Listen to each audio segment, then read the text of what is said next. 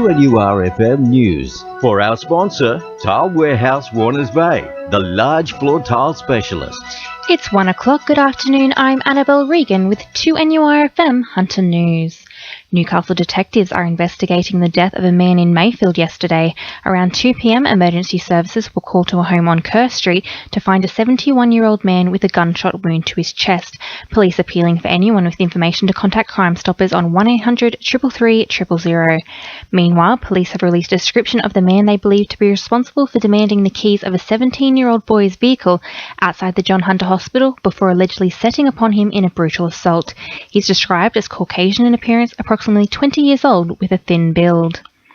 The Bard government's plans to lease the poles and wires could help to revitalise the Newcastle Art Gallery by injecting a much-needed $14 million into the project. By privatising electricity in the state, the government would be free to set up a $600 million cultural infrastructure fund that Newcastle would be eligible to apply for. Kathy Tate of the Save Our Culture Institutions Committee says the redevelopment is vital for the continued success of the gallery. It would include a larger space for exhibitions. It would include things like a new air conditioning system which desperately needs to be replaced. And then most importantly, we would have a coffee shop and a shop which would bring in a really good revenue stream. 13 places within the Hunter are to receive public transport improvements to their local bus service. The Hunter has received more than $478,000 from the state government to make public transport more accessible to the elderly and disabled. Liberal candidate for Maitland, Steve Thompson, says the improvements will increase both accessibility and safety to become disabled friendly. If you can't drive a car, you're relying on public transport. It just opens up that public transport access to people for whom it was a challenge before.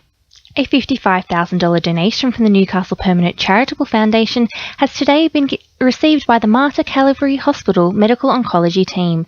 The injection of funding will be used to invest in a new scalp cooling technology that provides the only real alternative to hair loss when a patient is undergoing chemotherapy.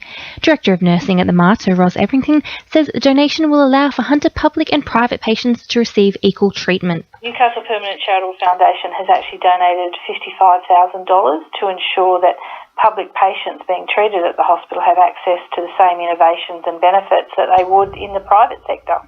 Lake Macquarie political campaigner Chris Osborne has announced he's severing ties with the Labor Party ahead of plans to run as an independent candidate for the seat of Swansea at the upcoming state election.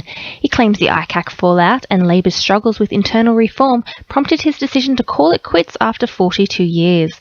Osborne insists voters deserve a viable alternative when they head to the polls on March 28th. Rio Tinto are currently awaiting approval for their expansions of their Mount Thorley and Warkworth open-cut mines.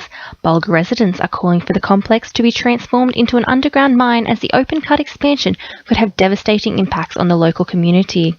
Progress Association President John Cray says despite the devastating environmental and sociological impacts of an open-cut expansion, the underground alternative has been completely rejected by Rio Tinto.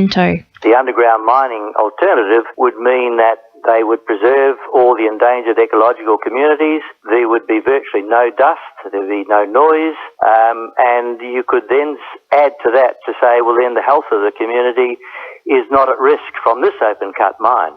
Maitland Council may be set to take court action against a number of landowners in Maitland whose properties have become overgrown and filled with waste. The council has issued orders and penalty notices against the landowners in a bid to force them to clean up but have been unsuccessful. Manager of Development and Environment David Sim says properties have become a safety issue to the surrounding community. The properties we're talking about are ones that either have significant overgrowth, storage of waste materials, abandoned vehicles and the like. And really it's a problem in terms of fire hazard, harbourage of rubbish and vermin on the site, and as well as clearly being unsightly in the normal neighbourhood streetscape. Hunter cattle farmers could be in a promising autumn as stock prices and the growing conditions to continue on the rise. Cattle prices are currently between 50 and 60 cents a kilo higher than the same time last year, despite a slight drop on last month's 3-year high figures. Farmers will now have to sit tight for more rain, following reports at least another 25 millimetres is needed across the region to capitalise on market gains. In finance, the All Ords is down 71.3 points at 57.97, and $1 Australian dollar is buying 76.98 US cents. Now with sport, Belinda Dallas Harris. Wallsend has claimed the Newcastle District Cricket Under-21s crown thanks to yesterday's 132-run win over Waratah Mayfield. Spirits were high at number 1 Sports Ground despite the team's defeat at the hands of Merewether in last year's decider, losing 6 wickets for just 17 runs. Wallsend insists putting almost 10 of its Tigers boys in first grade has benefited the squad's playing strategy. Kurri Kurri insists it's come a long way this season on the back of yesterday's last-ditch victory in the Newcastle Rugby League Charity Shield. The side managed to pull together in the final 3 minutes of the game, clawing back from a 16-10 deficit to snatch a 16-all draw with Cessnock. And in northern New South Wales football, West Wallsend was too good for First Division team Gaharba yesterday, walking away with a 2-1 victory at Johnston Park. That's sport. I'm Belinda de las Heras. 2NUFM news time is 1:06.